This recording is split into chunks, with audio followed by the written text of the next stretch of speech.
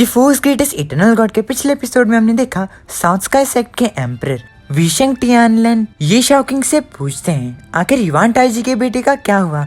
मैंने सुना था वो हेवन विल रियलम पे पहुंच चुका है, आखिर वो क्यों नहीं आया। और इस बार तो युवान फैमिली से कोई भी नहीं आया, ऐसा क्यों है। ये शाओकिंग इसका जवाब देते हुए कहते हैं ये एक कॉम्प्लिकेटेड बात है, मैं तुम्हें इसके बारे में बाद में बताऊंगा। हालांकि हमारे डिसिपल्स जो है वो काफी कम हैं, लेकिन इतना पता है कि ये सेक्ट के बीच की बैटल के लिए काफी हैं। अपने मास्टर की बात सुनकर वो तीनों प्राइम डिसिपल शांत रहते हैं। अब तभी वहाँ पर साउथ स्काई सेक्ट के फर्स्ट एल्डर कियू यू आते हैं एंड एल्डर ये शाओकिंग से कहते हैं एल्डर ये लगता है कि आप जानबूझकर ग्रैंड ओरिएंट सेक्ट की बेइज्जती करवाना चाहते हैं। आपको ये भी पता है कि इस बार एक एलिमिनेशन राउंड होने वाला है, जो कि है टोंगटियान की सीढ़ियों पर चढ़कर आसमान तक पहुंचना।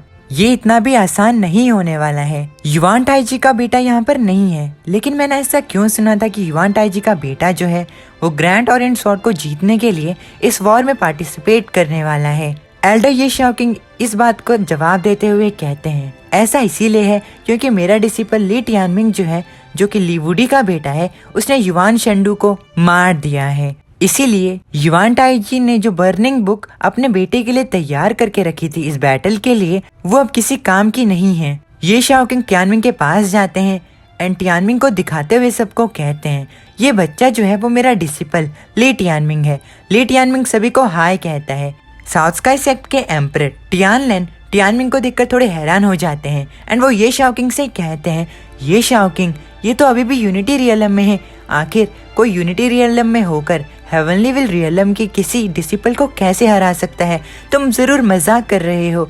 ये सुन ये शाओकिंग कहते हैं मुझे पता है कि ये बात सुनने में एक मजाक लगती है, लेकिन क्या हो अगर मैं कहूँ कि टियानमिंग के पास 5 बेन रिंग्स हैं। इस बात को सुनकर पूरा साउथ स्काई सेक्ट हिल जाता है। साउथ स्काई सेक्ट के लोग हैरान होकर टियानमिंग को देखने लगते हैं एंड ये शाओकिंग से पूछते हैं क्या ये चीज सच है। अब तभी एल्डर फेंगयुन कहते हैं हाँ ये चीज बिल्कुल सच है, मेरे पास इस बारे में एक राय है, मैं आप सबको वो बताता हूँ जो मैंने देखा है। अब कुछ समय बाद एल्डर फेंगयुन साउथ स्काई सेक्ट के लोगों को वो सारी बातें बता देते हैं जो कि अभी तक हुई थी। टियानमिंग के बारे में ये सारी बातें सुनकर एम्परर टियानलेन काफी ज्यादा अमेज्ड हो जाते हैं एंड कहते हैं ये काफी ज्यादा शानदार है। इसका मतलब ये हुआ कि हेवनली विल रियलम में ना होने के बाद भी टियानमिंग की स्ट्रेंथ जो है वो किसी हेवनली विल रियलम के डिसिपल के बराबर है। एल्डर ये शाओकिंग कहते हैं हाँ यही बात है, शायद ये तुम्हारे सभी स्टूडेंट से भी ज्यादा स्ट्रॉन्गर है।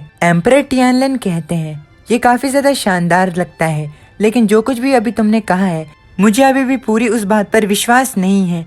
मैं टियानमिंग की परफॉर्मेंस को इंटरसेक्ट बैटल में देखूंगा। अब तभी वहाँ पर साउथ स्काई सेक्ट के फर्स्ट एल्डर कियू यी आते हैं एंड टियानमिंग के पास जाकर उसे कहते हैं मुझे याद है जिसके पास 5 ट्रिबुलेशन रीइंकार्नेशन की बॉडी होती है उसके पास बेन रिंग्स भी होते हैं, क्या तुम मुझे अपनी बेन रिंग्स दिखा सकते हो।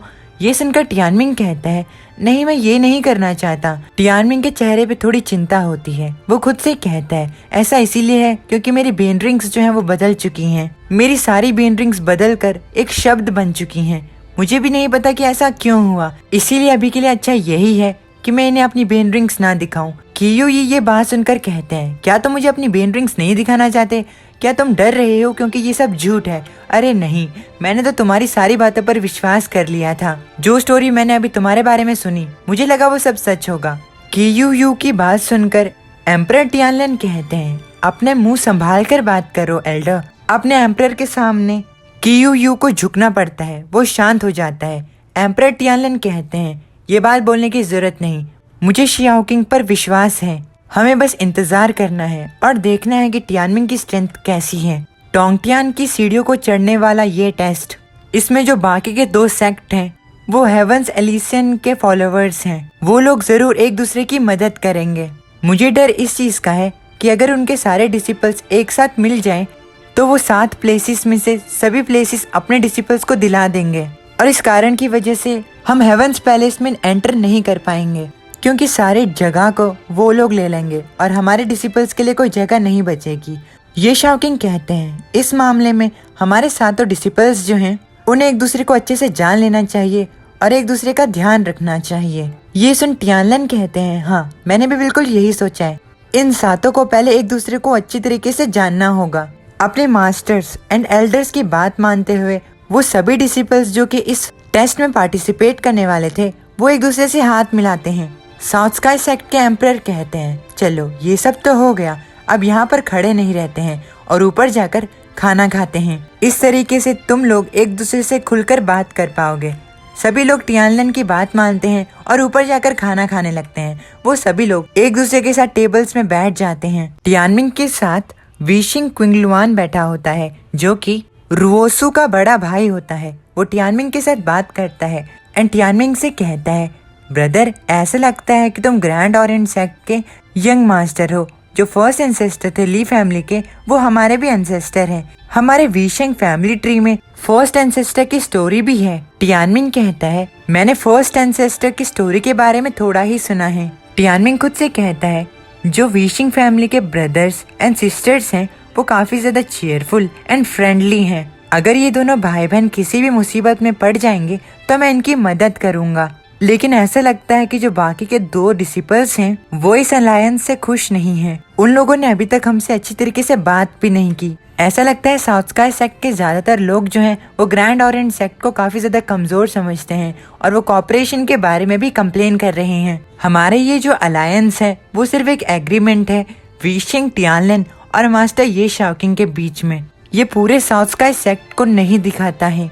अब तभी साउथ स्काई सेक्ट का डिसिपल बाई टाइजुन रुओसो से कहता है, सिस्टर रुओसो, मैंने सुना था कि आपकी मदर जो है वो क्लाउड मिस्ट स्वॉर्ड सेक्ट के लोगों से कांटेक्ट कर सकती है। आफ्टर ऑल आपकी मदर जो है वो क्लाउड मिस्ट स्वॉर्ड सेक्ट से ही है। वो सीकोंग फैमिली की वारिस है ना? अब तभी शी मैंगलिन कहता है, टाइजुन ने बिल्कुल सही कहा, हमें तुम्हारी मॉम की आइडेंटिटी को यूज करके क्लाउड मिस्ट स्वॉर्ड सेक्ट के लोगों के साथ अच्छे रिलेशन बनाने चाहिए ताकि जब हम उनसे मिले और हार जाएं तो आखिर में वो हम पर थोड़ा सा रहम दिखाएं। लिंगाओ इस बात को सुनकर कहता है, लेकिन जो क्लाउड मिस्ट स्वॉर्ड सेक्ट है वो तो हेवंस एलिसियम की दोस्त हैं और उनके फॉलोवर्स भी।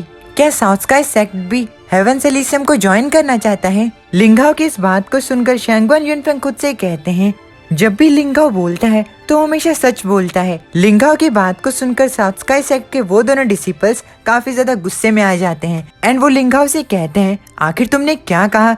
अब तभी रुओसो कहती है, बाय टाइजुन, शी मिंगलिन, अब बातें करना बंद करो, तुम्हारे शब्द बिल्कुल भी ठीक नहीं। अब तभी वहाँ पर साउथ स्काई सेक्ट की एम्परर की वाइफ सीकोंग लिंग्यू आती हैं एंड उन लोगों को शांत रहने के लिए कहती हैं। अपनी मदर को देखकर रुओसु एंड क्विंगलुआन शांत हो जाते हैं। एम्परर टियानलन अपने वाइफ से कहते हैं, मैं तुम्हें काफी समय से ढूंढ रहा था, मैंने तुम्हें कहा था कि तुम्हें खाने पर टाइम से आना है। अपने पति की बात सुनकर लिंग्यू कहती है, मैं क्लाउड मिस्ट स्वॉर्ड सेक्ट के सीकोंग जियानशेंग से मिलने गई थी। वो हमारे साथ अलायंस बनाने के लिए तैयार हो चुके हैं, इसीलिए मैंने उन्हें यहाँ पर इनवाइट किया है। अपनी वाइफ की बात सुनकर एम्परर टियानलन काफी ज्यादा गुस्से में आ जाते हैं एंड कहते हैं, आखिर तुम ये क्या बकवास कर रही हो? लिंग्यू अपने हस्बैंड से कहती है, आखिर तुम मुझ पर क्यों चिल्ला रहे हो? ये सब मैंने हमारे साउथ स्काई सेक्ट की भलाई के लिए किया है। तभी एल्डर ये शॉकिंग कहते हैं, टियानलन शांत हो जाओ, मैडम को अच्छी तरीके से डिटेल में एक्सप्लेन करने दो। इन सभी चीजों को देखकर टियानमिंग खुद से कहता है, मैंने ये बिल्कुल भी नहीं सोचा था। एम्परर टियानलन एंड उनकी वाइफ के बीच के सोचने का डिफरेंस काफी ज्यादा है। उन दोनों के अलग अलग ओपिनियंस हैं। हालांकि एम्परर टियानलन हमारे साथ अलायंस बनाना चाहते हैं, लेकिन ये बात बताने की भी जरूरत नहीं है कि जो बाकी के एल्डर्स हैं साउथ स्काई सेक्ट से एंड उनकी जो वाइफ है उनके कुछ दूसरे ही विचार हैं। ऐसा लगता है कि जो फाइनल डिसीजन है वो एम्परर टियानलन के वाइफ के हाथों में है। एम्परर टियानलन ग्रैंड ओरिएंट सेक्ट के लोगों से माफी मांगते हैं। उनको ये सब कहता देख ये शॉकिंग कहते हैं, अरे कोई बात नहीं, चलो बच्चों को डिसाइड करने दो कि उन्हें क्या करना है, वैसे भी ये उनका कंपटीशन है। अब तभी क्विंगलुआन अपने फादर से कहते हैं, डैड आप चिंता मत कीजिए, मैं एंड रुओसु आपके साथ हैं। अब तभी वहाँ पर क्लाउड मिस्ट सेक्ट का एम्परर सीकोंग जियानशेंग आता है एंड कहता है, लगता है पहले से यहाँ पर काफी ज्यादा लोग हैं। सीकोंग जियानशेंग को देखकर ये शॉकिंग अपने मन में कहते हैं, आखिर सीकोंग जियानशेंग यहाँ पर क्यों आया है? जियानशेंग को देखकर एम्परर टियानलन कहते हैं, मैं यहाँ पर अपने ग्रैंड ओरिएंट सेक्ट के एक पुराने दोस्त से बात कर रहा हूँ। आप लोग यहाँ पर बिन बुलाए आ गए हैं, लेकिन क्योंकि आप दूर से आए हैं तो कोई बात नहीं, आप हमारे साथ मिलकर यहाँ पर बैठकर एक दूसरे के साथ बात कर सकते हैं। ये सुनकर जियानशिंग कहता है इस चीज की कोई जरूरत नहीं, मैं ग्रैंड ओरिएंट सेक्ट के साथ खाना नहीं खा सकता।